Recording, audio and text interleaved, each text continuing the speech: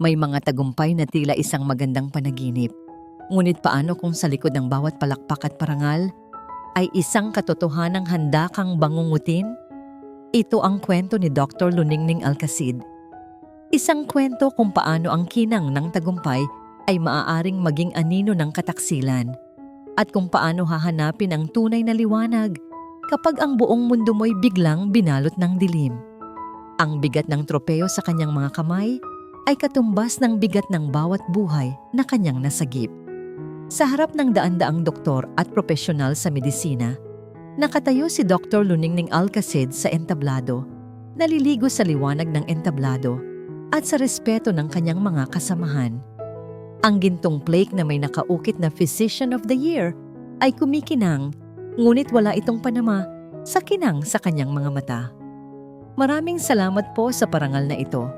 Simula niya, ang kanyang tinig ay mahinahon ngunit puno ng awtoridad. Ang paggagamot ay hindi lamang isang propesyon. Ito ay isang panata.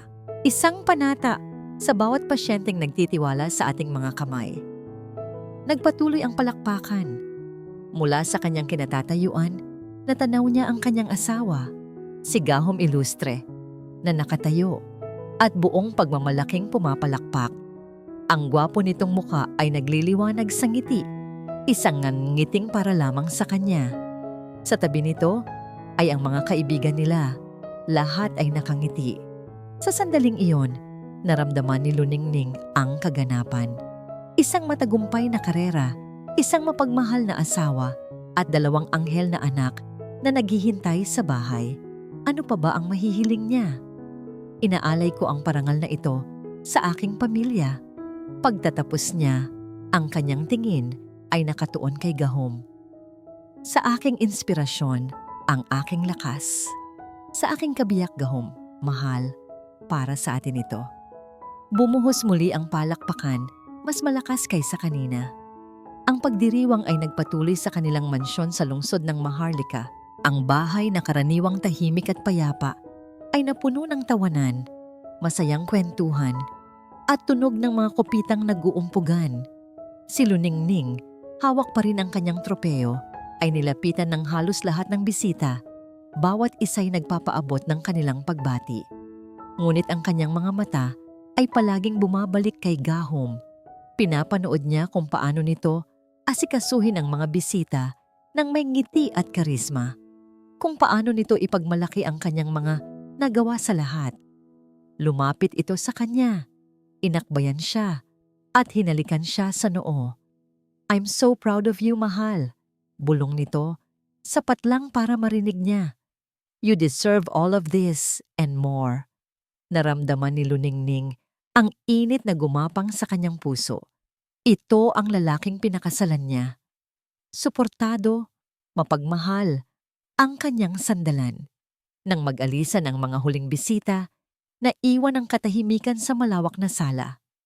Tinulungan ni Luningning ang kanilang kasambahay na si Yaya Hinahon na magligpit ng ilang mga bagay bago siya umakyat sa itaas. Ang unang silid na kanyang pinuntahan ay ang kwarto ng kanilang kambal, sina Huni at Ulap. Natutulog na ang mga ito ng mahimbing. Ang kanilang mga dibdib ay marahang tumataas baba sa bawat paghinga. Hinaplos niya ang malambot na buhok ni Huni. Pagkatapos ay inayos ang kumot ni Ulap. Sila ang kanyang mundo, ang kanyang tunay na yaman. Anumang parangal sa mundo ay walang halaga kung ikukumpara sa pagmamahal niya para sa 2 batang ito. Pumasok siya sa kanilang master's bedroom na may ngiti sa labi. Nadatnan niya si Gahom na katatapos lang maligo, abala sa pagpapatuyo ng buhok. Ngumiti ito nang makita siya. "Pagod ka na, mahal?" tanong nito. "Medyo, pero masaya," sagot niya habang inilalapag ang tropeo sa kanyang vanity table. "Isang gabi na hindi ko malilimutan." "Simula pa lang yan," sabi ni Gahom. Lumapit at niyakap siya mula sa likod. "Marami ka pang maaabot." Isinandal ni Luningning ang kanyang ulo sa dibdib nito. Ninamnamang sandali. Ngunit habang magkayakap sila, umilaw ang telepono ni Gahom na naiwan sa ibabaw ng kama. Hindi niya sinasadyang mabasa ang notifikasyon sa screen. Isang mensahe mula sa isang contact na may pangalang SC. Ang laman ng mensahe ay isang tanong na nagpatigil sa pagtibok ng kanyang puso. Handa na ba ang lahat para bukas? Kumunot ang noo ni Luningning. Sino si SC at ano ang mangyayari bukas? Tila may kung anong malamig na bagay ang biglang kumalat sa kanyang sikmura. Sinubukan niyang alisin ito sa isip. Marahil ay katrabaho lang ito ni Gahom o isang kliyente. Ngunit may kakaibang pakiramdam. Isang munting tinig sa kanyang isipan na nagsasabing may mali. Nang gabing iyon, habang nakahiga sa tabi ni Gahom na mahimbing nang natutulog, hindi mapakali si Luningning. Ang perpektong gabi ay nabahira ng isang patak ng pagdududa, isang lason na unti-unting kumakalat sa kanyang sistema. Kinabukasan, sinubukan niyang kalimutan ang lahat. Isinisi niya sa pagod ang kanyang pag-iisip. Maaga siyang gumising, naghanda ng almusal, at hinalikan ng kanyang mga anak bago pumasok sa trabaho. Ngunit ang pakiramdam ng pangamba ay hindi nawala. Habang nagkakape sa kanyang opisina sa Alabdiwa Medical Center, kinuha niya ang kanyang telepono upang tingnan ang mga balita. Ngunit bago pa man niya mabuksan ang news app, isang notifikasyon mula sa isang kaibigan ang bumungad sa kanya. Isang link sa isang video na mabilis na kumakalat online. Ang titulo ay nakakakilabot. Scandal, Doctor of the Year, nahuli sa aktong may kasamang ibang lalaki sa hotel. Nanginginig ang mga kamay ni Luningning habang pinipindot ang link. Bumungad sa kanya ang isang video na kuha mula sa malayo. Isang babaeng kamukhang-kamukha niya, may parehong buhok, parehong tindig, na naglalakad papasok sa lobby ng isang mamahaling hotel. Sa tabi nito ay isang lalaking hindi niya kilala. Ang mundo ni Dr. Luningning Alcacid ay huminto sa pag-ikot. Ang kape sa kanyang tasa ay lumamig, kasabay ng paglamig ng dugo sa kanyang mga ugat. Hindi ako yan. Paulit-ulit na sinasabi ng isip ni Luningning ang mga salitang yon. Ngunit ang kanyang mga mata ay hindi maialis sa screen ng telepono. Ang babae sa video, ang buhok, ang tindig, ang paraan ng paglalakad. Isang perpektong kopya. Isang multo na biglang nagkatawang tao upang sirain siya. Kasunod ng video ay ang pagbaha, isang tsunami ng mga komento, notifikasyon at mensahe. Ang kanyang social media account ay sumasabog sa galit at panghuhusga. Doctor of the Year? More like Deceiver of the Year. Walang hiya, may asawa't anak na, lumalandi pa. Nakakaawa si Sir Gahom. Gwapo, matalino, pero niloloko lang pala. Bawat salita ay isang matulis na patalim na tumatarak sa kanyang puso. Ang paghanga na tinanggap niya kagabi ay napalitan ng panlalait sa loob lamang ng ilang oras. Hindi na siya makahinga. Nanginginig ang kanyang mga kamay at nabitawan niya ang telepono. Tumama ito sa sahig na may malakas na kalabog, ngunit hindi niya ito pinansin. Kailangan niyang makausap si Gahom. Kailangan niyang umuwi. Si Gahom ang makakapagsabi sa lahat na hindi ito totoo. Siya ang maniniwala sa kanya. Hindi na siya nagpaalam sa ospital. Mabilis siyang nagmaneho pa uwi. Ang kanyang puso ay kumakaripas. Ang kanyang isip ay gulong-gulo. Paano ito nangyari? Sino ang may gawa nito? Isang malinaw na paninira. Isang plano para wasakin siya. Pagpasok niya sa kanilang bahay, nadatnan niya si Gahom sa sala, nakaupo sa sofa, nakatingin sa kawalan. Ang ekspresyon sa mukha nito ay hindi galit, hindi lungkot. Malamig ito. Isang nakakakilabot na kawalan ng emosyon. Gahom, tawag niya. Halos takbuhin ang pagitan nila. Nakita mo ba?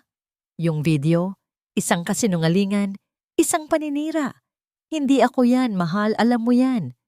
Tumingin ito sa kanya at sa isang iglap, nakita ni Luningning ang isang estranghero. Ang mga matang puno ng pagmamahal kagabi ay ngayoy blanko at mapanghusga. Paano ako makakasiguro, Ning? Tanong nito. Ang boses ay kalmado ngunit may talim. Ilang gabi ka nang umuuwing pagod. Ilang beses mo nang sinasabing may emergency sa ospital. Paano ko malalaman kung alin ang totoo at alin ang hindi? Hindi makapaniwala si Luningning sa kanyang narinig. Gahom, anong sinasabi mo? Trabaho ko yun. Buhay ko yun. Paano mo magagawang pagdudahan ako? Tumayo ito. Ang tanong, Ning, paano mo nagawang sirain ang tiwala ko? Ang pamilya natin. Wala akong sinira. Sigaw niya.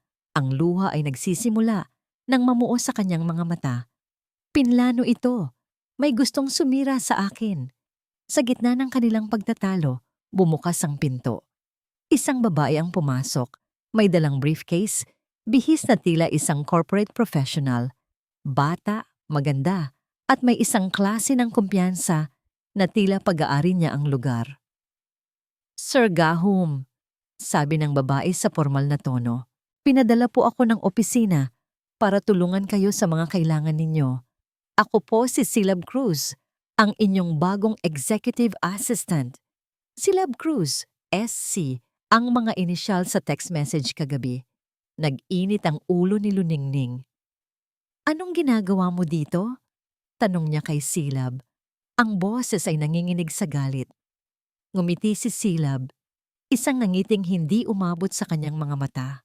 Nandito po ako para tulungan si Sir Gahom sa panahon ng krisis na ito, ma'am. Tumingin ito sa kanya mula ulo hanggang paa at sa mga mata nito nakita ni Luningning ang isang bagay na mas masahol pa sa galit, tagumpay. Umalis ka, utos ni Gahom, hindi nakatingin kay Silab kundi sa kanya. Umalis ka muna sa bahay na ito, Luningning. Ano? Ito rin ang bahay ko. Hindi ako aalis. Para sa mga bata, sabi ni Gahom, ang mga salita ay tumama na parang sampal. Ayokong makita nila ang iskandalong ito. Ayokong madamay sila sa dumi na dinala mo sa pangalan natin. Umalis ka muna hanggat hindi pa naaayos to. Ito na ang pinakamasakit. Ginamit ni Gahom ang sarili nilang mga anak laban sa kanya. Tumingin si Luningning sa paligid. Ang mga larawan nila sa pader, ang mga muebles na sabay nilang pinili. Lahat ay tila nangungutya sa kanya. Wala siyang nagawa. Alam niyang kapag nagmatigas siya, lalo lang gugulo. Sa ilalim ng mapanuring tingin ni Gahom at ng nagtatagumpay na mga mata ni Silab, umakyat siya sa kanilang kwarto. Nanginginig ang mga kamay habang binubuksan ang aparador. Hinuhugot ang mga damit na minsan ay sumisimbolo sa kanyang masayang buhay. Bawat piraso ng damit, bawat gamit na kanyang inilalagay sa maleta ay isang alaala na pinipilit niyang isilid at isara. Pagbaba niya, dala ang kanyang maleta. Nakita niya si Silab na inaabutan si Gahom ng isang baso ng tubig. Ang eksena ay tila isang rehearsal para sa isang bagong buhay na wala na siya. Walang lingon-likod, lumabas si Luningning sa pintuan ng bahay na minsan niyang tinawag na tahanan. Ang bigat ng kanyang maleta ay walang-wala, kumpara sa bigat ng pagtataksil na kanyang pasan. Pagdating niya sa kanyang sasakyan, habang nanginginig na hinahanap ang kanyang susi, isang motorcycle courier ang huminto sa kanyang harapan. Para po kay Dr. Luningning Alcacid Ilustre, sabi ng rider, inilahad ang isang malaking brown envelope. Nagtatakang kinuha niya ito. Nang makita ang selyo ng isang law firm, kinabahan siya. Dahan-dahan niyang pinunit ang sobre. Sa loob, naroon ang mga dokumentong magpapabago sa kanyang buhay magpakailanman. Isang petition for annulment.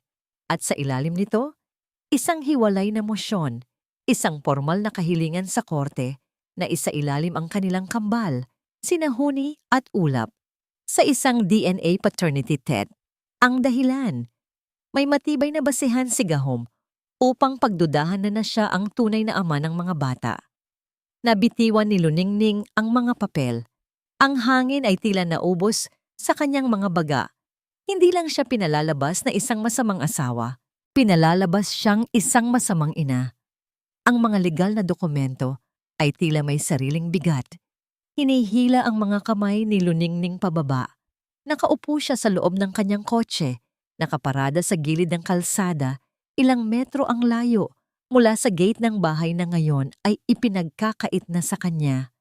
Ang petisyon, ang hiling para sa DNA test, ang bawat salita ay isang tatak, isang hatol na ibinaba bago pa man magsimula ang paglilitis. Saan siya pupunta? Ang kanyang mga kaibigan? Nakikita na niya ang mga pagdududa sa kanilang mga mata kanina pa lang. Ang kanyang mga magulang ay ita sa probinsya at ayaw niyang dalhin sa kanila ang kahihiyang ito. Pakiramdam niya ay nag-iisa siya sa isang malawak na karagatan, nilulunod ng alon ng kasinungalingan. At sa gitna ng kanyang kawalan ng pag-asa, isang pangalan ang pumasok sa kanyang isip. Isang mukha na laging may ngiti, isang presensyang laging nagdudulot ng kapayapaan. Yaya Hinahon, ang matandang kasambahay na nag-alaga sa kanya mula pagkabata, na sumama sa kanya ng mag-asawa at bumalik lamang sa sarili nitong nayon nang magretiro. 2 taon na ang nakalipas. Siya lang ang naiisip niyang hindi siya huhusgahan. Nagmaneho si Luningning, papalayo sa kumikinang ng ngunit mapanlinlang na lungsod ng Maharlika. Ang bawat kilometrong nilalakbay niya ay tila pag-iwan sa dating buhay. Papunta siya sa isang maliit at simpleng baryo sa lalawigan ng Laguna, isang mundong napakalayo sa kinagisnan niyang karangyaan. Nang marating niya ang maliit, ngunit malinis na bahay ni Yaya Hinahon, dapit hapon na, ang amoy ng nilulutong sinaing at ng mga halaman sa hardin ay sumalubong sa kanya. Kumatok siya sa pintong kahoy, ang puso niya ay puno ng kaba at kahihiyan. Bumukas ang pinto at bumungad sa kanya ang pamilyar na mukha ni Yaya Hinahon. Medyo may kulubot na ngayon, ngunit ang mga mata ay ganoon pa rin. Malambing at puno ng pag-aalala. Nagulat ang matanda nang makita siya, lalo na ang dala niyang maleta. Naning, anak, anong nangyari? Hindi na nakasagot si Luningning. Sa sandaling marinig niya ang tinig na yon, ang pader na kanyang itinatayo sa buong araw ay gumuho. Bumuhos ang kanyang mga luha, mga hikbing matagal niyang pinigilan. Binitawan niya ang maleta at niyakap ng mahigpit ang matanda. Doon, sa balikat ng kanyang yaya, gumuho si Dr. Luningning Alcacid. Hindi na siya ang Doctor of the Year, hindi na ang asawa ng isang makapangyarihang lalaki. Siya na lang si Ningning, ang batang babaeng takot at nasasaktan. Yaya. Iyon lang ang paulit-ulit niyang nasabi sa gitna ng kanyang pag-iyak. Shh, anak. Tahan na. Pumasok ka muna, sabi ni Yaya Hinahon. Hinahagod ang kanyang likod.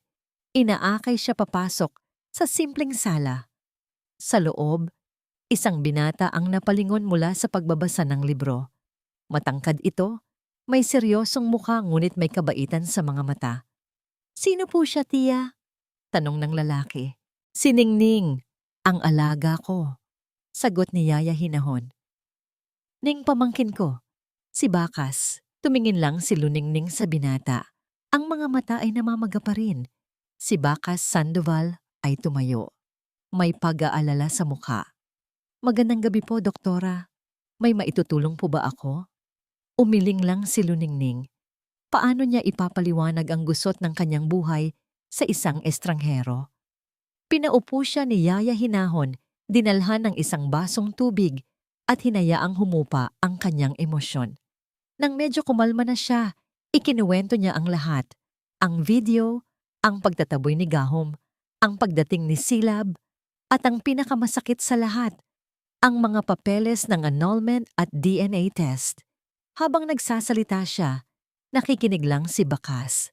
Walang ekspresyon, ngunit ang kanyang mga mata ay matamang nakatutok. Tila sinusuri ang bawat detalye.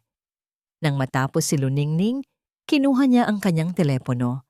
Hindi para tumawag, kundi para tingnan ang mga larawan ng kanyang mga anak. Nakita niya ang isang litrato ni Huni at Ulap na masayang tumatawa habang nasa parke. Ang dalisay na kaligayahan sa kanilang mga mukha ay tila isang sundang na muling humiwa sa kanyang puso. Muli na namang tumulo ang kanyang luha. Ang mga anak ko, Yaya. Kinuha niya sa akin ang mga anak ko. Bulong niya. Doon nagsalita si Bakas. Pahiram po ng mga dokumento, Doktora. Sabi nito sa isang mahinahon ngunit may kumpiyansang boses. Nag-aalangan man, ibinigay ni Luningning ang envelope. Maingat na binasa ni Bakas ang bawat pahina. Ang kanyang seryosong muka ay lalong nagseryoso. Ang kanyang mga kilay ay nagsalubong. Isang abogado ka ba, iho? Tanong ni Luningning. Opo, Doktora. Sagot ni Bakas. Hindi inaalis ang tingin sa mga papel. Ang buong kaso nila ay nakasentro sa di umano'y infidelity ninyo. Ang video, ang kanilang alas. Ang DNA test ay ang kanilang finishing move. Gusto nilang palabasin na wala kayong karapatan bilang asawa at bilang ina. Pero kasinungalingan ang lahat. Mahinang sagot ni Luningning. Alam ko po, sabi ni Bakas. At sa korte, ang kasinungalingan ay kailangang patunayan. Ngunit may napapansin akong kakaiba dito. Masyadong mabilis, masyadong malinis, tila matagal na itong plinano. Kadalasan, sa mga ganitong kaso, hindi lang puso ang pinag-uusapan. Tumingin ito sa kanya. Doktora, may access po ba kayo sa inyong joint bank account online? Nagtaka si Luningning. Oo, pero bakit? May hinala lang po ako, sabi ni Bakas habang inilalabas ang sarili nitong laptop. Ang tunay na motibo ay madalas sumusunod sa pera. Ibinigay ni Luningning ang kanyang mga detalye. Habang nagtatype si Bakas, ang tanging maririnig ay ang tunog ng keyboard at ang mahinang pag-iyak ni Luningning. Pagkalipas ng ilang minuto, huminto si Bakas. Gaya ng inaasahan ko, bulong nito. Ang kanyang boses ay may bahid ng pagkadiskubre. Ikiniling niya ang laptop paharap kay Luningning. Doktora, sa loob ng nakalipas na 6 na buwan, mayroong sunod-sunod na malalaking halaga ng pera na inililipat mula sa inyong joint account patungo sa isang kumpanyang hindi ko pamilyar. Itinuro niya ang pangalan sa screen. Illustre Holdings. Transferred funds to Silangan Corporation. Tinitigan ni Luningning ang screen, mga transaksyon na nagkakahalaga ng milyon-milyon, mga perang pinaghirapan niya, mga perang hindi niya alam kung saan napunta. Ano? Ano ang Silangan Corporation? Tanong niya. Ang boses ay nanginginig. Isang mabilis na paghahanap sa internet ang ginawa ni Bakas. Lumabas ang resulta. Ito ay isang bagong tatag na kumpanya, sabi ni Bakas. Ang kanyang mga mata ay nakatingin ng diretso kay Luningning, naghahatid ng balitang muling yayanig sa kanyang mundo. At ang nag-iisang nakapangalan na may-ari at CEO ay si Silab Cruz. Ang maliit na sala ni Yaya Hinahon ay naging kanilang war room. Ang mesang kainan, na karaniwang puno ng pagkain, ay ngayoy puno ng mga dokumento, mga bank statement, mga legal na papeles, at ang laptop ni Bakas na laging bukas. Ang galit at sakit na naramdaman ni Luningning sa pagkatuklas sa Silangan Corporation ay hindi nawala. Sa halip, ito'y nag-anyong isang bagong enerhiya, determinasyon. Hindi lang ito tungkol sa relasyon namin, Bakas, sabi ni Luningning isang gabi, habang magkatapat silang nagsusuri ng mga papeles. Ang kanyang boses ay pagod, ngunit matatag. Pinaghirapan ko ang perang ito. Bawat sentimo, ito'y para sa kinabukasan ng mga anak ko. Hindi ko hahayaang nakawin lang nila ito. Tumingin si Bakas mula sa kanyang laptop. Nakita ang apoy sa mga mata ng doktora. Ito na ang Luningning na kailangan nila. Hindi ang biktima, kundi ang mandirigma. At iyan po ang ating patutunayan, Doktora. Ngunit kailangan nating maging mas matalino. Hindi natin sila pwedeng labanan sa social media. Sa korte tayo lalaban, gamit ang ebidensya. Sa mga sumunod na araw, naging iyon ang kanilang routine. Sa umaga, Si Luningning ay nagkukulong sa silid. Sinusubukang tawagan ang kanyang mga anak, ngunit laging si Silab o isang bagong katulong ang sumasagot na may laging parehong dahilan. Tulog po ang mga bata. Sa gabi, sila ni Bakas ay nagpupuyat. Pinagtatagpi-tagpi ang mga piraso ng puzzle. Isang gabi, habang sinusuri nila ang mga lumang papeles ng negosyo ni Gahom, isang post ang lumitaw sa social media feed ni Luningning. Galing ito kay Silab Cruz, isang litrato. Nasa litrato si Gahom at si Silab kasama ang kambal na sina Huni at Ulap sa isang mamahaling restaurant. Si Gahom ay nakangiti. Si Huni ay nakakandong sa kanya. Si Silab ay nakangiti rin habang sinusubuan ng ice cream si Ulap. Ang caption, "Building new and happy memories, and family first." Parang isang suntok sa sikmura. Nakita ni Luningning kung paano ngumiti ang kanyang anak na si Ulap kay Silab, ang parehong ngikam o ngiti na para lamang dapat sa kanya. Ang kanyang pamilya, ninanakaw sa harap ng buong mundo. "Huwag ninyong tingnan yan, doktora." Mabilis na sabi ni Bakas, napansin ang pagbabago sa ekspresyon ni Luningning. "Ito ay laro lang nila para guluhin ang isip ninyo, para sumuko kayo. Manatili po tayo sa ebidensya." Huminga ng malalim si Luningning, pinipigilan ang mga luha. Tama si Bakas. Hindi siya magpapadala sa emosyon. Ginamit niya ang sakit at ginawa itong panggatong. "May naaalala ako," sabi niya. Pilit na ibinabalik ang isip sa trabaho. Laging sinasabi ni Gahom na ang pamilya niya ay mula sa isang lumang angkan sa Batangas. Mga may-ari daw ng malalawak na lupain. Pero wala akong kahit isang kamag-anak niya na nakilala. Iyon ang naging susunod nilang hakbang. Kinabukasan, naglakbay sila papuntang Batangas, sa bayang sinasabi ni Gahom na pinagmulan ng kanyang pamilyang ilustre. Ngunit walang nakakakilala sa kanila. Walang malawak na lupain. Walang mansyon. Isang matandang tindera sa palengke ang nagbigay sa kanila ng liwanag. "Ilustre? Walang ganyang pamilya dito, iha.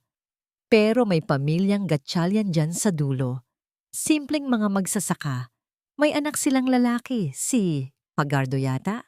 Umalis para magtrabaho sa Maynila, hindi na bumalik." Sinundan nila ang direksyon. At doon, sa isang maliit na barong-barong, nakita nila ang katotohanan.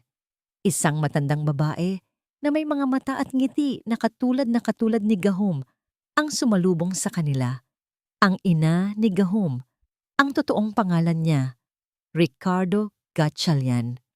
Habang pauwi, tahimik lang si Luningning sa kotse. Naalala niya ang lahat ng kwento ni Gahom, ang kanyang lolo na isang hukom, ang kanyang lola na nag-aral sa Europa, ang mga pamana na hindi niya kailanman nakita. Lahat ay kasinungalingan. Pinakasalan niya ang isang ilusyon. Hindi lang pala pera ko ang gusto niya. Bulong ni Luningning. Ang boses ay basag. Gusto niya ang buhay ko, ang pangalan ko, ang lahat ng meron ako. Nang makabalik sila sa bahay ni Yaya Hinahon, pagod na pagod, ngunit may dala ng matibay na ebidensya, nagpatuloy si Bakas sa pag-iimbestiga online. Isang pangalan mula sa mga lumang dokumento ng Silangan Corporation ang kanyang pinagtuunan ng pansin, isang dating accountant. Gabi na nang mahanap ni Bakas ang social media profile ng lalaki. Nakita niya ang mga post nito na puno ng galit at pahiwatig tungkol sa isang demonyong boss. Walang pag-aalinlangan, humanap siya ng numero at tumawag. Habang nag-uusap sila sa telepono, pinapanood ni Luningning ang pagbabago sa ekspresyon ni Bakas mula sa pag-aalinlangan, naging interes, at sa huli, isang bahagyang nangiti ng tagumpay. Nang ibaba ni Bakas ang telepono, humarap ito kay Luningning. Ang pagod sa kanyang muka ay napalitan ng pananabik. "Doktora," sabi nito, ang boses ay mababa ngunit puno ng kahulugan. "May nakausap ako. Ang pangalan niya ay Mang Rody. Siya ang dating accountant ni Gahom sa isa sa mga nauna nitong negosyo." Huminga ng malalim si Bakas bago nagpatuloy. Tinanggal siya sa trabaho nang walang dahilan nang magsimulang pumasok si Silab sa eksena. Alam niya ang lahat ng baho sa mga transaksyon nila. At doktora, handa siyang magsalita. Ang testimonya ni Mang Rody ay isang malaking pag-asa. Sa kauna-unahang pagkakataon, mula nang magsimula ang gulo, naramdaman ni Luningning na mayroon silang hawak na matibay na panlaban. Ngunit alam ni Bakas na hindi ito sapat. Kailangan nilang patunayan na ang pera ni Luningning ang naging pundasyon ng lahat ng negosyo ni Gahom. Doktora, kailangan po nating balikan ang lahat, sabi ni Bakas isang hapon, habang nakaupo sila sa harap ng mga kahon ng lumang dokumento na ipinakuha ni Luningning mula sa isang storage unit. Mga papeles mula sa simulaan mo ng inyong pagsasama, mga kontrata, bank records, kahit ano pong magpapatunay na sa inyo nanggaling ang puhunan. Tumango si Luningning. Ang paghalungkat sa mga kahon na ito ay parang pagbubukas ng isang time capsule ng kanyang buhay. Nakita niya ang mga resibo mula sa kanilang unang date, ang mga litrato mula sa kanilang kasal, ang mga unang guhit ni Nahuni at Ulap. Bawat papel ay isang alaala at ngayon, marami sa mga ito ay masakit ng balikan. Habang isa-isang sinusuri ang mga folder, isang manipis na Manila envelope ang nakakuha ng kanyang pansin.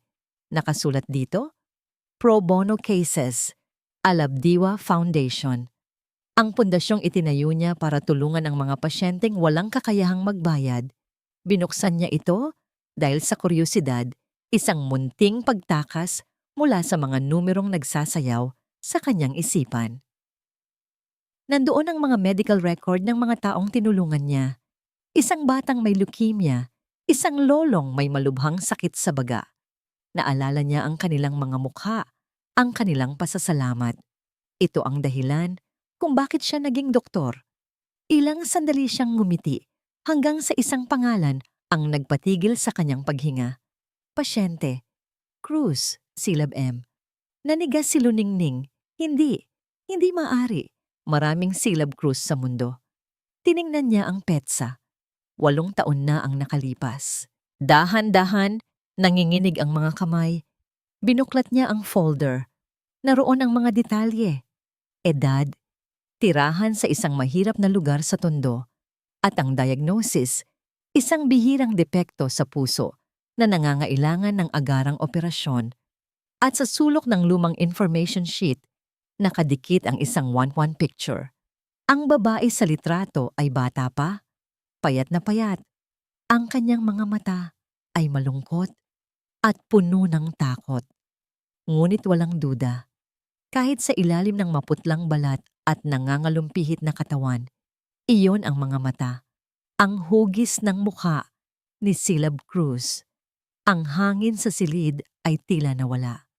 Ang tanging naririnig ni Luningning ay ang malakas na kabog ng sarili niyang dibdib. Biglang bumalik sa kanya ang lahat.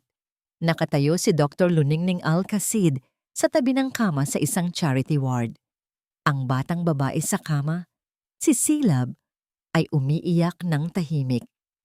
"Huwag kang mag-alala," sabi ni Luningning. Ang kanyang boses ay malumanay. Hinahawakan ang kamay ng dalaga. "Ang operasyon ay delikado, pero magaling ang team natin. Gagaling ka." Umiling si Silab. Ang luha ay patuloy sa pag-agos. "Pero doktora, wala po kaming pera. Sabi po ng nanay ko, ibenta na lang daw namin ang bahay." Ngumiti si Luningning at pinunasan ang luha ng pasyente. "Huwag niyo nang isipin yan. Sagot na ng foundation ang lahat. Ang tanging trabaho mo ay ang lumakas at gumaling." Tumingin si Silab sa kanya. Ang mga mata ay puno ng pagkamangha at pasasalamat. "Salamat po, doktora. Utang ko po sa inyo ang buhay ko. Hinding-hindi ko po ito malilimutan." Bumalik si Luningning sa kasalukuyan. Ang medical record ay nanginginig sa kanyang mga kamay. Hinding-hindi ko po ito malilimutan. Ang pangako ay umalingaw-ngaw sa kanyang isipan. Isang mapait na kabalintunaan. Iniligtas niya ang buhay nito. Binigyan niya ito ng pangalawang pagkakataon. At ito ang isinukli sa kanya. Ang pagtataksil ni Gahom ay masakit. Ang pagnanakaw ng kanilang pera ay nakakagalit. Ngunit ito ay ibang klase ng sakit. Tumatagos ito sa kanyang kaluluwa. Tinatanong nito ang pinakapuso ng kanyang pagkatao bilang isang manggagamot. Ang babaeng sinagip niya mula sa kamatayan ay ang mismong taong sumisira ngayon sa kanyang buhay. Hindi niya namalayan na nakatulala na lang siya sa kawalan. Ang folder ay nakapatong sa kanyang kandungan. Pumasok si Bakas sa silid. May dalang kape. "Doktora, okay lang po kayo?" tanong nito. Napansin ang kakaibang pananahimik niya. Hindi sumagot si Luningning. Dahan-dahan, kinuha niya ang folder at inilapag sa mesa sa pagitan nila. Binuklat ito ni Bakas. Nakita niya ang pangalan, ang litrato, ang diagnosis. Sandali siyang natigilan. Pagkatapos ay tumingin kay Luningning. Ang kanyang mga mata ay puno ng pag-unawa at hindi makapaniwalang galit para sa kanya. "Iniligtas ko ang buhay niya, Bakas," bulong ni Luningning. Ang boses ay basag na basag. "Binigyan ko siya ng kinabukasan. Para lang ang kininya ang sa akin." Walang masabi si Bakas. Walang salita ang sapat para pag-aani ng bigat ng katotohanan yon. Umupo lang siya sa tapat niya, isang tahimik na presensyang nagsasabing, "Nandito ako." Biglang tumunog ang telepono ni Yaya Hinahon mula sa kusina. "Ning, Bakas, buksan ninyo ang TV, dali." Sigaw nito, ang boses ay may halong pag-aalala. Nagmamadaling binuksan ni Bakas ang maliit na telebisyon sa sulok. Isang live broadcast. Isang press conference. Nakatayo sa podium si Gahom. Ang muka ay seryoso at tila biktima. Sa tabi niya, nakaupo si Silab, nakayuko, tila mahinhin at inaapi. At sa kabila ng lahat ng sakit na idinulot nito sa akin, nagsasalita si Gahom sa mga mikropono, "Kailangan kong manatiling matatag, hindi lang para sa sarili ko, kundi para sa bago kong pamilya." Huminga ito ng malalim, hinawakan ng kamay ni Silab at itinaas ito. Si Silab ay nagdadalang tao at ako ang ama. Gagawin ko ang lahat para protektahan sila mula sa gulo na ito. Ang camera ay nag-zoom in sa mukha ni Silab. Dahan-dahan niyang inilagay ang kanyang kabilang kamay sa kanyang tiyan. At sa isang iglap, tumingin siya diretso sa camera at sa mga labi niya, isang napakaliit, halos hindi makita, ngunit puno ng tagumpay ng ngiti ang sumilay. Ang loob ng korte ay malamig, hindi lang dahil sa aircon, kundi dahil sa bigat ng katahimikan. Nakaupo si Luningning sa tabi ni Bakas. Ang kanyang mga kamay ay magkadaop sa ibabaw ng kanyang kandungan upang pigilan ang panginginig. Nakasuot siya ng isang simpleng puting bestida, isang sinadyang pagpili ni Bakas para ipakita ang kalinisan at katotohanan. Sa kabilang panig ng silid, naroon si Gahom, nakasuot ng mamahaling suit. Ang kanyang mukha ay isang perpektong maskara ng kalungkutan at dignidad. Sa likod niya, sa upuan ng mga manonood, nakaupo si Silab. Ang kanyang tiyan ay bahagyang umuumbok na. At ang kanyang mga kamay ay nakapatong dito. Isang tahimik, ngunit makapangyarihang paalala sa lahat ng kanyang pagiging biktima sa sitwasyon. Nagsimula ang pagdinig. Unang tumayo ang abogado ni Gahom, isang makisig at matalas magsalitang lalaki na kilala sa paghawak ng mga high-profile na kaso. "Your Honor," simula nito, ang boses ay umaalingaw-ngaw sa silid. "Nandito tayo ngayon dahil sa isang napakasakit na katotohanan. Ang kliyente ko, si Mr. Gahom Ilustre, isang respetadong negosyante at mapagmahal na ama, ay biktima ng pinakamatinding pagtataksil. Inilatag nito ang mga ebidensya. Ang viral video ipinakita sa isang malaking screen para makita ng lahat. Mga printout ng libu-libong masasakit na komento mula sa social media. Isang pekeng testimonya mula sa isang source na nagsasabing madalas daw makita si Luningning na may kasamang ibang lalaki. Habang nagsasalita ang abogado, pinanatili ni Luningning ang kanyang tingin sa huwes. Sinunod niya ang payo ni Bakas. Huwag ipakita ang galit. Huwag ipakita ang sakit. Ipakita mo lang ang iyong dignidad. Ngunit sa ilalim ng mesa ang kanyang mga kamao ay nakakuyom ng mahigpit. Nang si Bakas na ang tumayo, nagbago ang hangin sa silid. Kalmado siya, hindi magarbo magsalita, ngunit bawat salita niya ay may bigat. Your Honor, ang kasong ito ay hindi tungkol sa isang video na hindi pa napapatunayang totoo. Ito ay tungkol sa isang mas malaki at mas kalkuladong plano. Sabi ni Bakas, isang plano ng panloloko at pagnanakaw. Isa-isa niyang inilatag ang mga bank statement, ang paglipat ng milyon-milyong piso patungo sa Silangan Corporation. Pagkatapos, tinawag niya ang kanilang testigo. I call to the stand, Mr. Rodolfo Rodi Dizon. Pumasok si Mang Rodi, isang nasa katanghaliang gulang na lalaki na may takot ngunit determinasyon sa mga mata. Nang maupo siya sa witness stand, nagsimulang magtanong si Bakas, Mr. Dizon, maaari mo bang sabihin sa korte kung ano ang dati ninyong posisyon sa kumpanya ni Mr. Ilustre? Accountant po, sagot ni Mang Rodi. At bakit po kayo umalis sa kumpanya? Tinanggal po ako, biglaan, nang dumating po si Miss Silab Cruz. Isang munting bulungan ang kumalat sa korte. At sa panahon ninyo bilang accountant, may napansin po ba kayong kakaiba sa mga transaksyon ni Mr. Ilustre? Objection, Your Honor. Irrelevant. Mabilis na sigaw ng abogado ni Gahom. Sustained, sabi ng huwes, ngunit ang interes sa kanyang mga mata ay hindi maikakaila. Kahit na pinigilan ng huwes ang patuloy na testimonya ni Mang Rodi, ang pinsala ay nagawa na. Ang duda ay naitanim na. Ngunit ang huwes ay tila mas nakatuon pa rin sa isyu ng pamilya. Attorney Sandoval, habang ang mga aligasyon sa pananalapi ay seryoso, sabi ng huwes, ang pangunahing isyu rito ay ang kapakanan ng mga menor de edad na bata na nag-uugat sa di umano'y pagtataksil.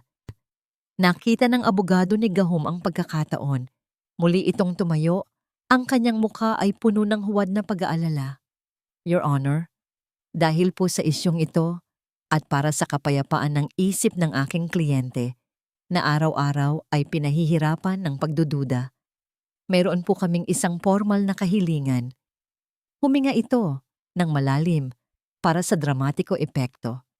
Hinihiling po namin sa kagalang-galang na korteng ito na mag-utos ng isang agarang DNA paternity test para sa kambal na sinahuni at ulap ilustre. Ang buong silid ay natahimik. Ito na ang kanilang alas, ang bitag na matagal na nilang inihanda. Tumingin si Luningning kay Bakas. Sa halip na magpakita ng kaba, nakita niya ang isang bahagyang pagtango mula sa kanyang abogado. Tumayo si Bakas. Wala po kaming tutol, Your Honor. Sa katunayan, ikinatutuwa po namin ang kahilingang ito dahil wala po kaming itinatago. Ang kumpiyansa sa boses ni Bakas ay nagdulot ng bahagyang pagkunot ng noo ni Gahom, ngunit mabilis din itong nawala, napalitan ng isang mapagkumbabang ngiti. Lumipas ang isang linggo, ang araw ng pagbubunyag ng resulta. Ang tensyon sa loob ng korte ay mas matindi pa kaysa sa unang pagdinig. Si Luningning, si Bakas, si Gahom, si Silab, lahat ay naroon, naghihintay. Hawak ng huwes ang isang selyadong brown envelope. Dahan-dahan niya itong binuksan. Ang bawat kaluskos ng papel ay tila isang kulog sa nananahimik na silid. Huminga ng malalim ang huwes.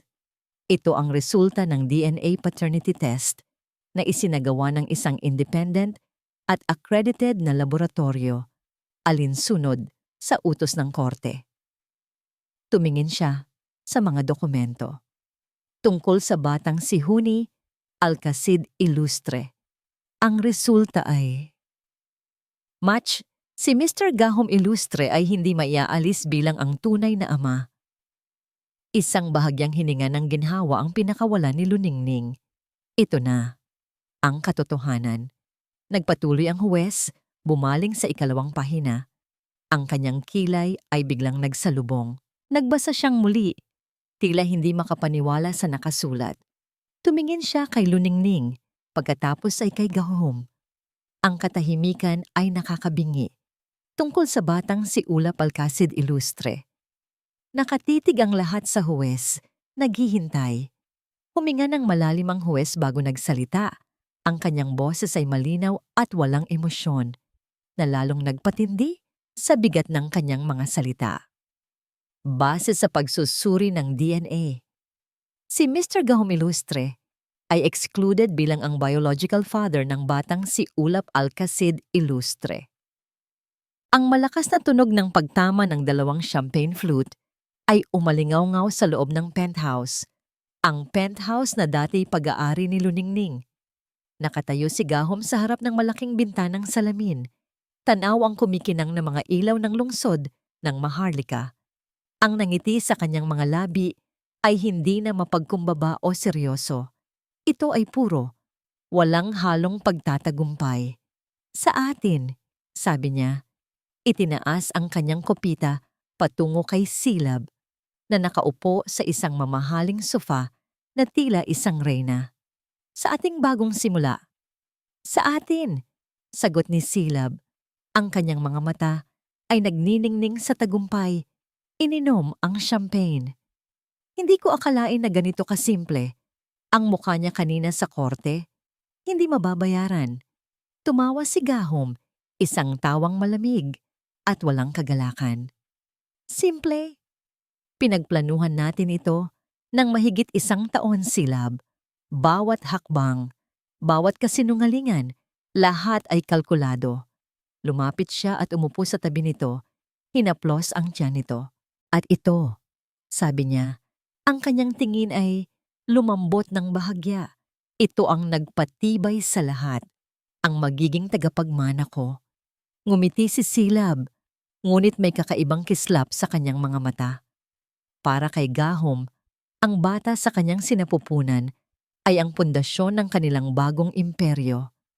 Para kay Silab, ito ang kanyang pinakamatibay na alas laban sa lahat. Kahit laban kay Gahom. 3 linggo bago ang pagdinig. Isang madilim at tahimik na coffee shop. Si Silab Cruz ay nakaupo sa tapat ng isang lalaking payat at mukhang laging kinakabahan. Siya ay si Leo, isang junior lab technician mula sa accredited na laboratorio kung saan ipoproseso ang mga DNA sample. Hindi ko yata kaya, ma'am, sabi ni Leo. Ang boses ay nanginginig. Inilapag ni Silab ang isang makapal na brown envelope sa ibabaw ng mesa at marahan itong itinulak palapit sa lalaki. 1 milyon, sabi ni Silab sa mahinang boses, ngunit ang bawat salita ay may bigat. 1 milyong piso para sa isang maliit na palitan, walang makakaalam. Nag-aalangang tiningnan ni Leo ang envelope. Pero paano? Mahigpit ang security, may mga camera. Ngumiti si Silab. Huwag kang mag-alala sa mga detalye. May tutulong sa'yo sa loob. 1 taong mas mataas sa'yo. Ang kailangan mo lang gawin ay sundin ang utos niya. Kapag nakuha mo na ang sample ni Ulap, papalitan mo ito ng sample na ibibigay niya sa'yo. Galing sa ibang donor. Simple, hindi ba? Dinampot ni Leo ang envelope. Ang bigat nito ay parang bigat ng kanyang konsensya. Ngunit ang pangako ng pera ay mas mabigat. Sino ang tutulong sa akin? Tanong nining niya. Muling ngumiti si Silab, isang ngiting misteryoso. Malalaman mo sa tamang panahon. Basta tandaan mo, Leo, mas malaki ang problema mo kung hindi ka susunod. Napakagaling ng plano mo. Puri ni Gahom. Pinuputol ang pagbabalik-tanaw ni Silab. Ang paggamit sa technician na yon, napakatalino. Hindi na sinabi ni Silab na hindi isang simpleng technician ang kanyang totoong kasabwat. Hinayaan na lang niya si Gahom na maniwala sa sarili nitong bersyon ng kwento. Ang mahalaga ay ang resulta. Ngayon, wala nang makakapigil sa atin. Pagpapatuloy ni Gahom, ang kanyang mga mata ay nagniningning sa kasakiman. Sa resulta ng DNA test, si Luningning ay isang sinungaling at isang taksil sa mata ng korte at ng publiko. Madali na nating makukuha ang full custody, kinahuni at ulap. At dahil doon, makokontrol natin ang shares nila sa ospital. Ang Alabdiwa Medical Center, malapit nang maging Ilustre Medical Center. Tumayo siya at nagsalin muli ng champagne. At ikaw, mahal ko, sabi niya kay Silab, ikaw ang magiging first lady ng imperyong ito. Lahat ng gusto mo, makukuha mo. Mga alahas, mga biyahe, respeto. Lahat ng ipinagkait sa'yo ng mundo, ibibigay ko. Ngumiti si Silab at hinaplos ang kanyang tiyan. Ang gusto ko lang ay isang masayang pamilya, Gahum, ikaw, ako, at ang ating anak. Ngunit sa likod ng mga matatamis na salitang iyon, ang kanyang isip ay nagkalkula. Ang pera, ang kapangyarihan, iyon ang tunay na premyo. Si Gahum ay isang kasangkapan lamang, isang hagdanan na kanyang ginamit para umakyat. At kapag hindi na niya ito kailangan, tulad ng ibang mga bagay sa kanyang buhay, madali lang itong itapon. Habang nagdiriwang ang dalawa sa kanilang ninakaw na tagumpay, sa maliit na bahay sa Laguna, isang telepono ang tumunog. Sinagot ni Luningning ang tawag. Ang boses niya ay walang buhay. Hello? Doktora, si Bakas po ito.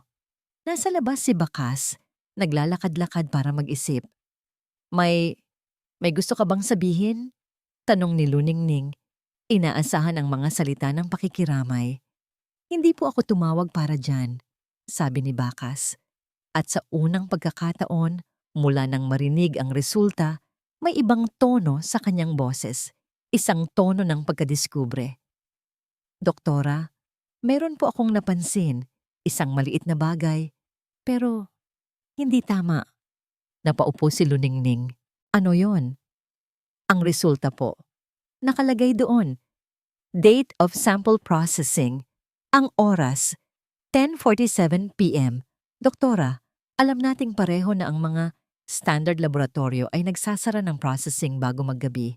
Ang late night processing ay para lang sa mga emergency case at kailangan ng special approval. At ang kaso natin, hindi emergency. Katahimikan. Maaring wala lang itong ibig sabihin, pagpapatuloy ni Bakas. Pero hindi ako mapakali. May mali sa proseso. May isang taong nagtrabaho ng lampas sa oras para siguraduhing lalabas ang resultang iyon. At kailangan nating malaman kung sino. Ang detalye tungkol sa 10:47 p.m. ay isang maliit na sinulid. Ngunit para kina Luningning at Bakas, ito na ang tanging hibla ng pag-asa na kanilang panghahawakan. Kailangan nating malaman kung sino ang on-duty sa laboratorio ng gabing iyon. Sabi ni Luningning, ang kanyang isip doktora ay muling nabuhayan. Ang bawat proseso ay may logbook, may timestamp, hindi pwedeng walang bakas. Gamit ang kanyang mga natitirang koneksyon sa mundo ng medisina, nagawa ni Luningning na makakuha ng listahan ng mga staff sa nasabing laboratorio. Samantala, si Bakas ay gumawa ng sarili niyang investigasyon. Sinusuri ang bawat pangalan sa listahan, naghahanap ng kahit anong kahinaan. At natagpuan niya ito sa pangalan ni Leo, isang junior technician na kamakailan lang ay nakabili ng second-hand na kotse, cash, at nakapag-down payment sa isang maliit na condominium. Mga bagay na imposibleng makamit sa kanyang maliit na sahod. Nag-set sila ng isang lihim na pagkikita. Isang gabi, sa isang madilim na parking lot ng isang lumang simbahan, hinintay nila si Leo. Dumating itong nanginginig, palingalinga, tila isang hayop na nasukol. Ano po ang kailangan ninyo sa akin? Bungad nito, hindi makatingin, nang diretso kay Luningning. Leo, kailangan namin ang tulong mo. Mahinahong sabi ni Luningning. Sinubukang pagaanin ang loob ng lalaki. Alam naming may nangyaring mali, sa pagproseso ng DNA sample ng anak ko. Wala po akong alam dyan. Mabilis nitong sagot. Ang pawis ay namumuo sa kanyang noo. Hindi kami ang kalaban mo dito. Sabat ni Bakas. Ang boses ay kalmado, ngunit may diin. Pero kung hindi ka magsasalita sa amin, sa korte ka namin ipapatawag at mas mahirap yon para sa'yo. Natakot si Leo. Tumingin siya kay Luningning. Ang mga mata ay puno ng pagsisisi at takot. Hindi po ako ang may pakana. Utos lang po ang sinunod ko. Galing sa taas. Kanino? Sinong taas? Tanong ni Luningning. Umiling-iling si Leo. Hindi ko po pwedeng sabihin. Mas malaki siyang tao kaysa sa iniisip ninyo. Makapangyarihan. Basta ang utos sa akin, palitan ng sample. Tapos, nilinis nila ang lahat. Ang mga logbook, ang CCTV records para sa gabing yon. Lahat binura. Pagkatapos sabihin iyon, halos tumakbo si Leo paalis. Iniwan sina Luningning at Bakas na mas maraming tanong kaysa sagot. Kung hindi isang simpleng technician, sino? Tanong ni Luningning habang pabalik sila sa kotse. Ang taong may access at kapangyarihan para burahin ang lahat ng Bakas, sagot ni Bakas. Inilabas niya ang isang papel. Ito ang listahan ng mga opisyal sa laboratorio. Isa-isa nilang binasa ang mga pangalan, mga pangalang pamilyar sa medical community, hanggang sa dumating sila sa pinakahuling pangalan sa listahan, ang pinakamataas sa lahat. Laboratory Director, Dr. Dante Ramos. Nanlamig si Luningning. Ang pangalan ay tumama sa kanya na parang kidlat. Dante Ramos. Isang pangalang matagal na niyang sinubukang kalimutan. 5 taon na ang nakalipas. Isang malaking medical conference. Si Dr. Luningning Alcacid ay nasa entablado. Ipinipresenta ang kanyang bagong pag-aaral tungkol sa isang revolusyonaryong surgical technique. Pagkatapos ng kanyang presentasyon, sa open forum, isang lalaki ang tumayo. Si Dr. Dante Ramos, isang mas nakatatandang pathologist na kilala sa kanyang pagiging arogante. Dr. Alcacid, sabi ni Ramos, ang boses ay may halong pangmamaliit. Ang iyong pag-aaral ay kahanga-hanga, kung medyo kulang sa datos. Ngunit may napansin akong malaking butas sa iyong metodolohiya. Maari nitong ikompromiso ang lahat ng iyong konklusyon. Kalmadong sinagot ni Luningning ang kanyang tanong. Ipinagtanggol ang kanyang trabaho gamit ang datos at lohika. Ngunit hindi tumigil si Ramos. Patuloy niya itong inatake sa harap ng daan-daang kasamahan. Sa huli, isang panel ng mga eksperto ang namagitan at sinabing tama at balido ang pag-aaral ni Luningning. Si Dr. Ramos ay napahiya. Ang kanyang reputasyon bilang isang henyo ay nabahiran. Pagkatapos ng conference, sa hallway, hinarap niya si Luningning. Masyado kang lumalaki, doktora, sabi nito sa mababang boses. Ang mga mata ay nag-aapoy sa galit. Tandaan mo, sa mundo natin, hindi sapat ang pagiging magaling. Kailangan mo ring matutong rumespeto sa mga nauna sa'yo. Darating ang araw, matututunan mo rin yan sa mas masakit na paraan. Siya, bulong ni Luningning. Ang muka ay namumutla. Si Dr. Ramos. May alitan po kayo? Tanong ni Bakas. Nakita ang takot sa mga mata ng kliyente. Ikinuwento ni Luningning ang nangyari. Ang bawat detalye ay nagpatibay sa kanilang hinala. Ang motibo ay hindi pera. Ito ay paghihiganti. Isang personal na galit na itinago sa loob ng maraming taon. Biglang bumagsak ang balikat ni Luningning. Ang pag-asang naramdaman niya kanina ay biglang naglaho, napalitan ng isang malalim na kawalan ng pag-asa. Paano natin siya lalabanan, Bakas? Tanong niya. Ang boses ay halos pabulong. Sigaho may isang maimpluwensyang negosyante, si Dr. Ramos. Isa siyang institusyon sa mundo ko. Spetado, pinaniniwalaan. Anong laban ko sa kanya? Sasabihin nilang naghihiganti lang ako dahil natalo ako sa korte. Ako ang magmumukhang masama. Ako ang magmumukhang desperada. Ito na ang pinakamababang punto ng kanyang buhay. Ang kalaban niya ay hindi lang ang kanyang taksil na asawa. Ang kalaban niya ay isang makapangyarihang doktor na may kakayahang manipulahin ang mismong siyensya na kanyang pinagkakatiwalaan. Wala na. Tapos na ang laban. Sabi niya, ang mga luha ay muling dumaloy sa kanyang mga pisngi. Sila ang may kontrol sa lahat. Wala tayong ebidensya. Wala tayong laban. Ito na. Ang pakiramdam na ang lahat ay nawala na. Niyakap siya ni Yaya Hinahon na tahimik na nakikinig sa isang tabi. Hinayaan lang siya ni Bakas na ilabas ang lahat ng kanyang sakit. Nang gabing iyon, habang nakahiga si Luningning sa kama, yakap ang isang unan na may amoy ng kanyang mga anak, tinititigan niya ang kisame. Ang isip ay blangko. Tinanggap na niya ang kanyang pagkatalo.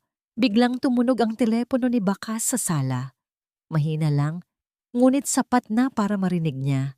Narinig niya ang pag-uusap. Hello? Oo, sino to? Leo? Napabangon si Luningning. Bakit ka napatawag? Ano? Sigurado ka? Saan mo nakuha yan? Isang mahabang katahimikan ang sumunod. Pagkatapos, narinig niya ang mga yapak ni Bakas na papalapit sa kanyang silid. Dahan-dahan itong kumatok. Doktora? Binuksan niya ang pinto. Nakatayo si Bakas, hawak ang kanyang telepono. Ang kanyang mukha, na kanina ay puno ng pag-aalala, ay mayroon na ngayong kislap ng hindi makapaniwalang pag-asa. Si Leo po, sabi ni Bakas. Ang boses ay nanginginig ng bahagya sa pananabik. Tumawag siya. Nakonsensya siya. Bago niya gawin ang pagpapalit, bago binura ni Ramos ang lahat, may ginawa siya. Huminga ng malalim si Bakas. Nagawa niyang kopyahin sa isang USB ang isang piraso ng video. Isang kopya yan ng CCTV footage mula sa hallway ng lab. Nang gabing iyon, ang hangin sa loob ng korte ay mas mabigat kaysa dati. Ang bawat upuan ay puno. Ang mga miyembro ng media ay nasa likuran. Handa ang kanilang mga camera at recorder. Ito ang araw ng paghatol. Si Luningning, nakaupo sa tabi ni Bakas, ay kalmado sa labas. Ngunit sa loob, ang kanyang puso ay kumakaripas na parang isang kabayong tumatakbo. Ang USB na naglalaman ng video ay nasa briefcase ni Bakas, isang maliit na bagay na nagtataglay ng bigat ng kanyang kinabukasan. Sa kabilang panig, ang kumpiyansa ay malinaw na makikita sa mukha ni Gahom. Ang kanyang buhok ay maayos na nakaslilikback. Ang kanyang suit ay walang gusot. Sa tabi niya, ang kanyang abogado ay nakangiti. Tila naghihintay na lang sa formalidad ng panalo. Si Silab ay naroon din. Ang kanyang pagbubuntis ay mas halata na ngayon. Ang kanyang kamay ay laging nakahawak dito. Ang kanyang tropeo. Matapos suriin ang lahat ng ebidensyang iprinisinta sa korteng ito, nagsimula ang huwes. Ang kanyang boses ay formal at walang kinikilingan. Lalo na ang resulta ng isinagawang DNA paternity test. Ang korte ay... Tumayo ang abogado ni Gahom. Your Honor, bago po ninyo ibigay ang inyong hatol, nais lang po naming ihain ang aming huling mosyon. Tumango ang huwes. Dahil sa hindi matatawarang ebidensya ng pagtataksil at panloloko ni Dr. Alcacid, sabi ng abogado, tumitingin kay Luningning ng may pang-aalipusta. Hinihiling po namin sa korte na tuluyan ng alisin ang lahat ng karapatan ni Dr. Alcacid sa kanyang mga anak at ibigay ang sole and absolute custody kay Mr. Gahom Ilustre, ang tunay na biktima sa trahedyang ito. Ang bawat salita ay tumama kay Luningning. Hinawakan niya ang kamay ni Bakas sa ilalim ng mesa. Ito na. Ngayon na. Bago pa man makasagot ang huwes, mahinahong tumayo si Bakas. Your Honor, sabi niya, ang kanyang boses ay malinaw at matatag. Pumupuno sa buong silid. Bago po pagdesisyon na ng korte ang motion na yan, nais po naming magpresenta ng isang bagong ebidensya. Isang ebidensya na magpapatunay na ang mismong pundasyon ng kasong ito ay isang malaking kasinungalingan. Kumunot ang noo ng huwes. Attorney Sandoval, ang paglilitis ay tapos na. Bakit ngayon lang yan? Dahil ngayon lang po namin ito nakuha, Your Honor. At ito po ay may direktang kinalaman sa integridad ng resulta ng DNA test na siyang pinagbabatayan ng lahat. Isang bulungan ang umalingaw-ngaw. Napatingin si Gahom sa kanyang abogado na may pagtataka.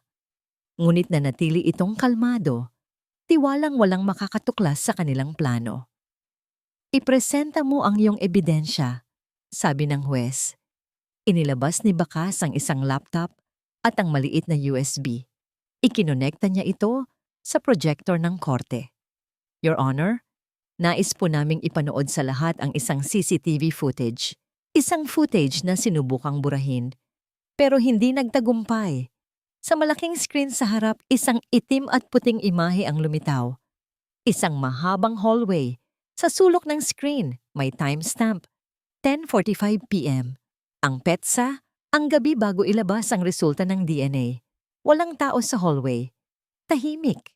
Pagkalipas ng ilang segundo, isang pinto sa dulo ang bumukas. Isang lalaki ang lumabas. Maingat na lumingon sa kaliwat kanan bago maglakad papunta sa isa pang pinto, ang pinto ng evidence storage room. Habang papalapit ang lalaki sa kamera, ang kanyang mukha ay naging mas malinaw. Hindi siya isang technician, hindi siya isang janitor. Maaari mo bang kilalanin ang lalaki sa video, Dr. Alcacid? Tanong ni Bakas. Tumayo si Luningning. Ang kanyang boses ay nanginginig ngunit malinaw. Opo, siya po si Dr. Dante Ramos, ang direktor ng laboratorio. Isang malakas na hiyawan ng gulat ang narinig mula sa mga manunod. Ang mukha ni Gahom ay biglang namutla. Nawala ang kanyang kumpiyansa na palitan ng hindi makapaniwalang pagkatulala. Si Silab, sa unang pagkakataon, ay nagpakita ng takot. Sa video, nakitang pumasok si Dr. Ramos sa storage room. Pagkalipas ng halos 1 minuto, lumabas siya. May dalang maliit na plastic container at mabilis na bumalik sa kanyang opisina. Your Honor, sabi ni Bakas, itinigil ang video. Ang video na ito ay nagpapatunay na mayroong chain of custody violation. Isang hindi awtorisadong tao ang pumasok at nagkaroon ng access sa mga sample ng walang testigo. Ang mismong direktor ng laboratorio. Ang tanong, bakit? Nagkagulo ang silid. Ang abogado ni Gahom ay tumayo para mag-object, ngunit wala nang salitang lumalabas sa bibig niya. Katahimikan. Sigaw ng huwes. Tumingin siya kay Bakas. Attorney, malaki ang implikasyon nito. Opo, Your Honor. At dahil dito, formal po naming hinihiling sa korte na ideklarang null and void ang naunang resulta ng DNA test at mag-utos ng isang panibagong pagsusuri na isasagawa ng ibang laboratorio sa ilalim ng mahigpit na supervision ng korte. Sa gitna ng kaguluhan, isang tao ang biglang tumayo mula sa audience section. Si Dr. Dante Ramos na ipinatawag ni Bakas bilang isang sorpresa. Kasunungan-lingan yan. Edited ang video na yan. Sigaw niya, ang kanyang mukha ay pula sa galit at pagkapahiya. Ngunit huli na ang lahat. Ang imahe niya sa screen ay hindi maikakaila. Sheriff, i-escort si Dr. Ramos palabas, utos ng huwes. At Attorney Sandoval, pinagbibigyan ng korte ang iyong kahilingan. Ito na ang sandaling hinihintay ni Luningning. Ang katotohanan ay lumabas na, ngunit ang drama ay hindi pa tapos. Habang nagkakagulo ang lahat, habang sinusubukan ng abogado ni Gahom na kausapin ang kanyang kliyente na tila nabato na sa kinauupuan, isang malakas na sigaw ang pumunit sa hangin. Galing ito kay Silab. Tumayo siya, nanginginig. Ang kanyang mga mata ay nanlilisik. Hindi na siya ang mahinhin at inaaping babae. Ang kanyang mukha ay naging isang maskara ng purong galit at desperasyon. Itinuro niya ang kanyang nanginginig na daliri, hindi kay Luningning, hindi sa huwes, kundi kay Gahom. Kasalanan mo ang lahat ng ito. Sigaw niya. Ang kanyang boses ay basag at puno ng kamandag. Kung hindi dahil sa kasakiman mo, hindi sana tayo abot dito. Ang sigaw ni Silab ay parang isang kidlat na tumama sa gitna ng korte. Ang lahat ng mata ay napunta sa kanya. Pagkatapos ay kay Gahom, na ngayon ay tila isang estatwang unti-unting nabibitak. Ang alyansa ng kasamaan ay nagsisimula ng gumuho. Anong sinasabi mo, Silab? Tanong ni Gahom. Ang boses ay mahina, naguguluhan. Manahimik ka. Ngunit hindi na mapipigilan si Silab. Ang takot na mawala ang lahat, ang pera, ang pangarap na buhay, ay mas malakas kaysa sa kanyang katapatan kay Gahom. Ang hayop na nasukol ay handa ng mangagat. Manahimik? Ikaw ang dapat manahimik. Sigaw niya pabalik. Ang kanyang mga mata ay nag-aapoy. Ikaw ang nagplano ng lahat ng ito. Ang video, ang pagsira kay Luningning dahil hindi mo matanggap na mas magaling siya sa'yo, na lahat ng yaman mo galing sa kanya. Hindi totoo yan. Sigaw ni Gahom. Sa wakas ay nakabawi ng lakas. Your Honor, nagsisinungaling siya. Buntis siya. Hindi niya alam ang sinasabi niya. Ah, buntis? Tumawa si Silab. Isang tawang walang kagalakan. Oo, buntis ako, Gahom. Pero alam mo ba kung ano ang hindi ko sinabi sa'yo? Hindi lang ako ang buntis dito. Noong gabing iyon. Noong sinabi mong mahal mo ako. May iba ka pa palang kasama. Dito na tuluyang gumuho ang mundo ni Gahom. Ang mga salita ni Silab ay hindi para sa korte, kundi para wasakin siya. Ang huwes ay pumukpok ng malakas. Order in the court! Order!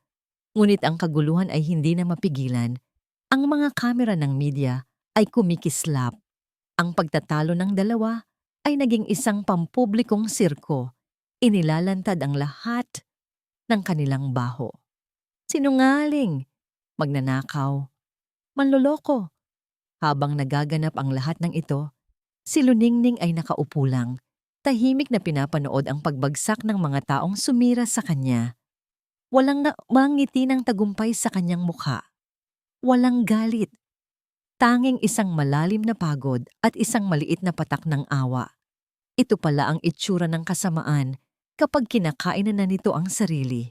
Sa gitna ng kaguluhan, isang utos ang ibinaba ng huwes. Dahil sa mga bagong testimonya at pag-amin, sina Gahom Ilustre at Silab Cruz ay idineklara niyang in contempt of court at ipinadetain para sa karagdagang investigasyon sa mga kasong perjury, fraud at conspiracy. Si Dr. Dante Ramos ay inaresto rin pagkalaon. Ang bagong resulta ng DNA test ay dumating makalipas ang ilang araw. Hindi na ito sorpresa. Si Gahom Ilustre ay 100% match sa parehong kambal, sina Huni at Ulap. Ang petisyon para sa annulment ay ibinasura. Ang lahat ng kasinungalingan ay nabura na. Ang pinakamatamis na tagumpay para kay Luningning ay hindi nangyari sa loob ng korte. Nangyari ito sa isang maliit na silid sa Department of Social Welfare and Development. Pagpasok niya, nakita niya ang dalawang maliliit na figura na naglalaro sa isang sulok. Napalingon ang mga ito. Mami! Ang sabay na sigaw ni Huni at Ulap ay ang pinakamagandang musikang narinig niya sa loob ng mahabang panahon. Tumakbo sila palapit sa kanya at lumuhod siya para salubungin ang kanilang mga yakap. Niyakap niya sila ng mahigpit, nilalanghap ang kanilang amoy, dinadama ang init ng kanilang maliliit na katawan. I missed you, mga anak, bulong niya. Ang luha ay malayang dumadaloy sa kanyang mga pisngi. Ngunit sa pagkakataong ito ay mga luha ng kagalakan. We missed you too, Mommy, sagot ni Huni. Why were you gone so long? Tanong ni Ulap. Ang kanyang mga mata ay puno ng inosenteng pagtataka. Hinaplos ni Luningning ang mukha ng anak. Nagkaroon lang si Mami ng isang mahabang-mahabang trabaho. Pero tapos na ngayon, hindi na ulit aalis si Mami. Paglabas nila ng gusali, sinalubong sila ng mga mamamahayag. Ngunit ngayon, iba na ang kanilang tono. Hindi na sila nanghuhusga. Sila ay humahanga. Ang Deceiver of the Year ay naging isang simbolo ng katatagan at katotohanan. Sa gitna ng mga kumikislap na kamera, nakita ni Luningning si Bakas na nakatayo sa di kalayuan, tahimik na nakamasid, isang maliit na ngiti sa kanyang mga labi. Ang kanilang mga mata ay nagtagpo. Walang salitang kailangan. Sa tingin na yon, isang pasasalamat na mas malalim kaysa sa anumang salita ang ipinaabot ni Luningning. Inakay niya ang kanyang mga anak, palayo sa mga papunta sa kotse. Habang nasa biyahe, pauwi sa tunay nilang tahanan, nakatingin lang siya sa kambal mula sa rearview mirror. Nagtatawanan ng mga ito, masaya, walang kamalay-malay sa unos na kanilang pinagdaanan. Doon napagtanto ni Luningning na ang laban ay hindi pa talaga tapos.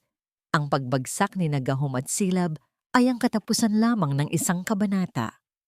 Ang susunod na kabanata, ang paghilom ng mga sugat, ang pagbuo muli ng tiwala, ang pagpapalaki sa kanyang mga anak sa isang mundong minsan nang naging malupit sa kanila, ay ngayon palang magsisimula. Ngunit sa sandaling iyon, habang hawak ang kamay ng kanyang mga anak, alam niyang handa na siya. Ano man ang dumating, isang buwan pagkatapos ng paglilitis, habang inaayos ni Luningning ang mga gamit sa kanyang opisina sa Alabdiwa, isang sulat ang dumating para sa kanya. Galing sa City Jail, ang pangalan ng nagpadala, Silab Cruz. Nag-aalangan man, binuksan niya ito. Ang sobre ay simple lang, gawa sa murang papel.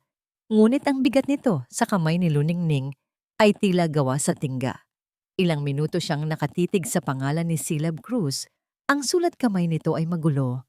Tila isinulat ng nagmamadali. Huminga siya ng malalim at maingat na pinunit ang sobre. Sa loob ay isang piraso ng papel na nakatupi. Dr. Alcacid, hindi ko alam kung bakit ko ito isinusulat. Siguro dahil sa loob ng seldang ito, wala ka ng ibang magawa kundi mag-isip. Hindi ako hihingi ng tawad. Alam kong walang kapatawaran ang ginawa ko. Gusto ko lang maintindihan mo.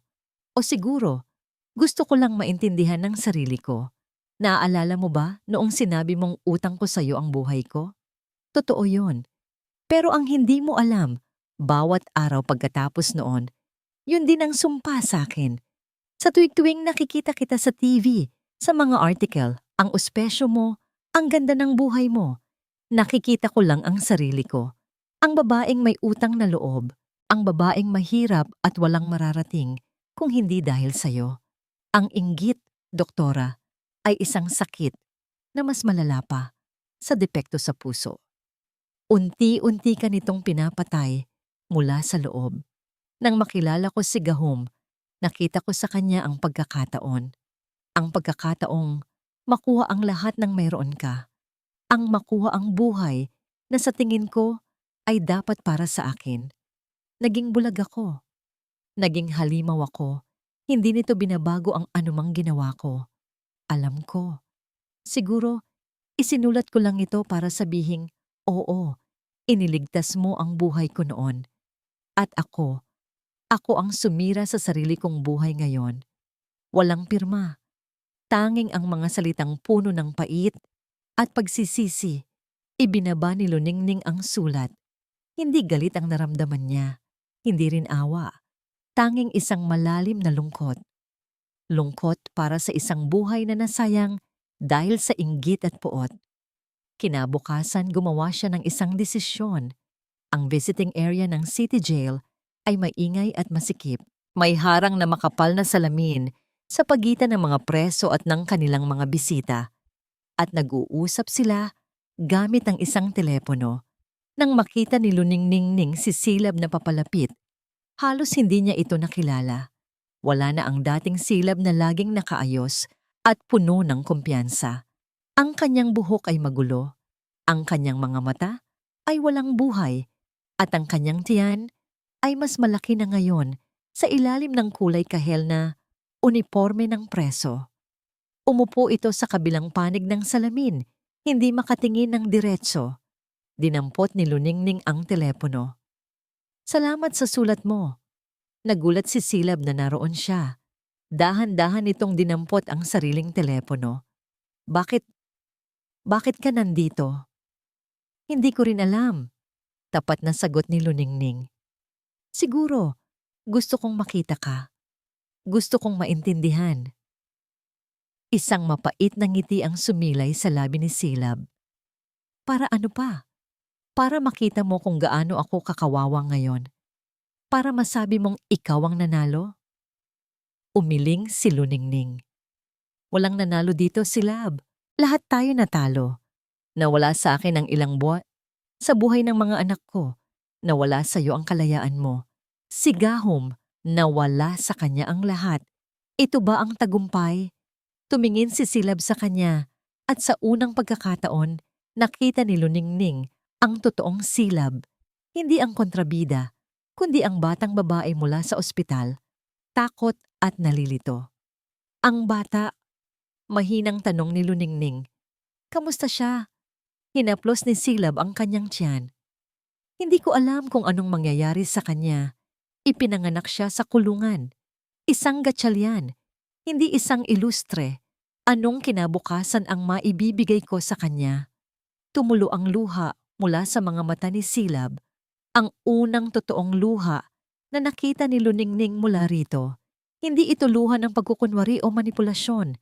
Ito ay luha ng isang ina na natatakot para sa kanyang anak. Matagal silang natahimik. "Hindi kita mapapatawad ngayon, Silab," sabi ni Luningning. Ang kanyang boses ay mahinahon ngunit matatag. "Siguro, balang araw." "Siguro hindi, pero hindi na mahalaga yon." Tumingin siya ng diretso sa mga mata nito. "Nandito ako para sabihing, pinapalaya na kita. Pinapalaya ko na ang galit ko sa'yo. Hindi ko nahahayaang ang anino mo ang magpatakbo ng buhay ko. Ang kwento natin, tapos na dito." Ibinaba ni Luningning ang telepono, tumayo siya at sa huling pagkakataon, tiningnan niya ang babaeng minsan niyang sinagip at minsan siyang winasak. Pagkatapos, tumalikod siya at naglakad palayo. Hindi na lumingon pa. Paglabas niya sa kulungan, ang sikat ng araw ay tila mas maliwanag. Ang bigat sa kanyang dibdib, na hindi niya namalayang matagal na pala niyang pasan, ay biglang gumaan. Sa parking lot, naghihintay sa kanya ang isang sasakyan. Lumabas mula rito si Bakas. "Kamusta po?" tanong nito. Ang boses ay puno ng pag-aalala. Ngumiti si Luningning, isang tunay at magaan na ngiti. "Okay na ako." "Saan po tayo, doktora?" tanong ni Bakas nang makasakay sila. "May isa pa akong kailangang puntahan," sagot niya. Sumunod lang si Bakas.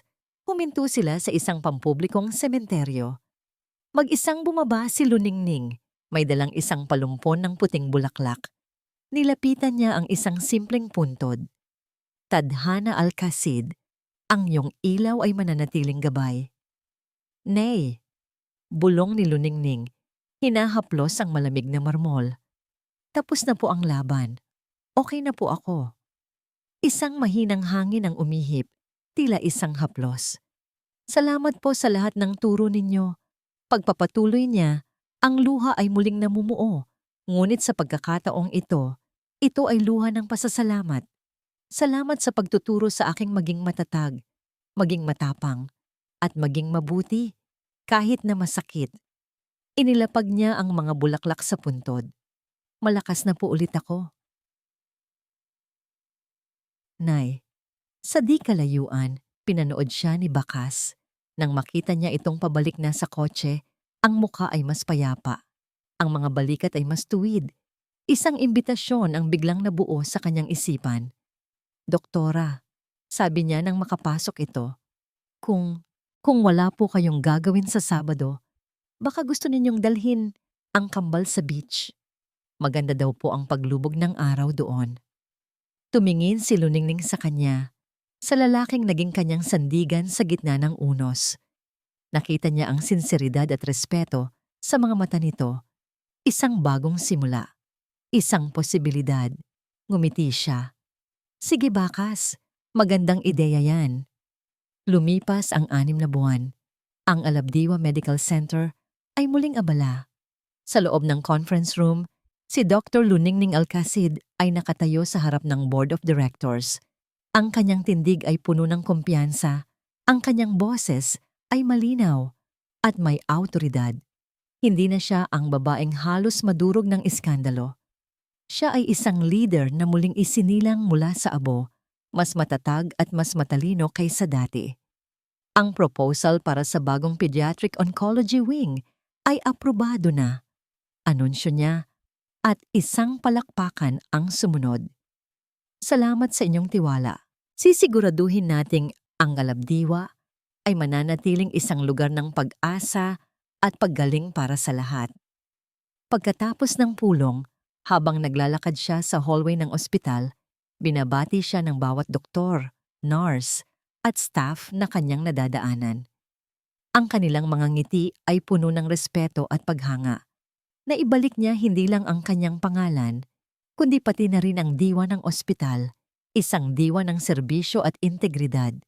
Ang hapon na iyon ay para sa pamilya. Ang buhangin sa dalampasigan ay mainit sa kanilang mga paa.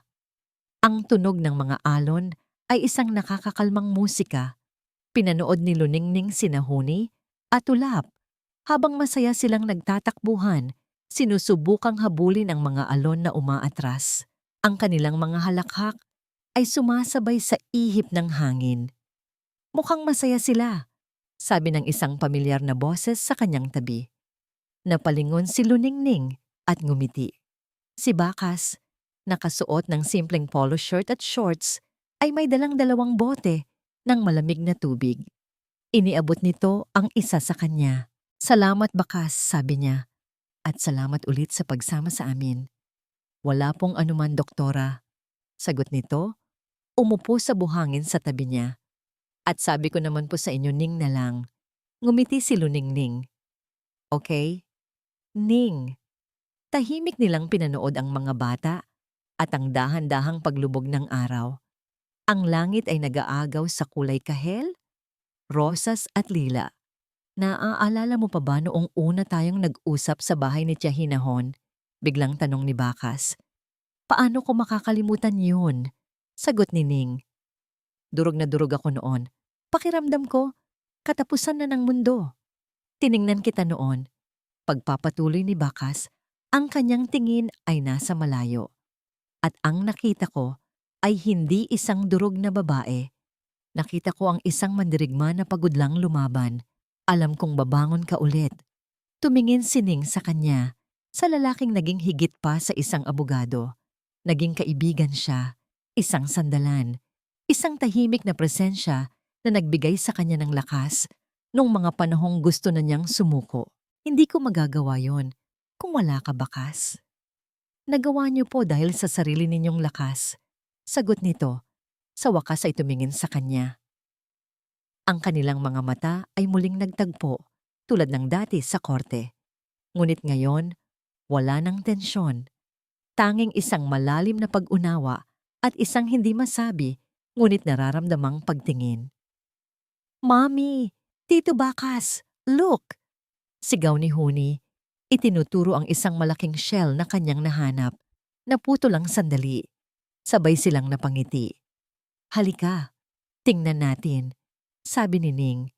Tumayo at inilahad ang kamay kay Bakas. Tinanggap ni Bakas ang kanyang kamay. Habang magkahawak kamay silang naglalakad palapit sa mga bata, ang init ng palad ni Ning ay tila isang pangako. Hindi isang pangako ng walang hanggang kaligayahan dahil alam na niyang walang ganoon, kundi isang pangako ng isang bagong simula. Isang pagkakataong sumubok muli. Magkakasama silang 4 na nakatayo sa dalampasigan, isang hindi tipikal, ngunit buo at masayang pamilya. Habang pinapanood nila ang araw na tuluyang lumubog sa abot-tanaw, alam ni Luningning na ang kadiliman ay hindi na nakakatakot. Dahil alam niyang pagkatapos ng bakadiliman, laging may liwanag na naghihintay. At dito po nagtatapos ang kwento ni Dr. Luningning Alcacid, isang kwentong nagpatunay na ang kasinungalingan, gaano man kagarbo at kapani-paniwala, ay babagsak at malulunod din sa bigat ng katotohanan. Ipinakita sa atin ng kanyang paglalakbay na ang dangal at integridad ay mga sandatang hindi kayang talunin ng anumang paninira o panloloko. At higit sa lahat, ipinaalala nito sa atin na ang tunay na lakas ay hindi nasusukat sa kung paano tayo gumanti, kundi sa kung paano tayo bumangon, maghilom at piliing magpatawad. Hindi para sa iba, kundi para sa ating sariling kapayapaan at bagong simula. Maraming pong salamat sa inyong walang sawang pagsubaybay sa ating kwento mula simula hanggang wakas. Sana po ay may napulot kayong aral at inspirasyon sa paglalakbay ni Luningning. At gaya po ng dati, nais naming marinig ang inyong boses. Anong klaseng kwento naman po ang gusto ninyong mapakinggan sa susunod? Isang kwento ng matamis na pag-iibigan? Isang kwento ng sakripisyo ng isang ina? O baka naman isang kwentong puno ng misteryo at suspense? I-comment nyo lang po sa ibaba at asahan ninyong babasahin namin ang inyong mga suhestiyon. Hindi dito nagtatapos ang ating paglalakbay. Marami pa pong kwentong kasing ganda at mas puno ng aral dito sa aming channel. Kung nagustuhan nyo ang kwentong ito, i-like, i-share sa pamilya at mga kaibigan at mag-subscribe na rin para lagi kayong updated sa mga susunod pa naming kwento. I-click nyo ang notification bell para kayo ang unang makarinig kapag may bago kaming upload. Pagpalain po kayo ng Panginoon, kayo at ang inyong buong pamilya. Hanggang sa muli.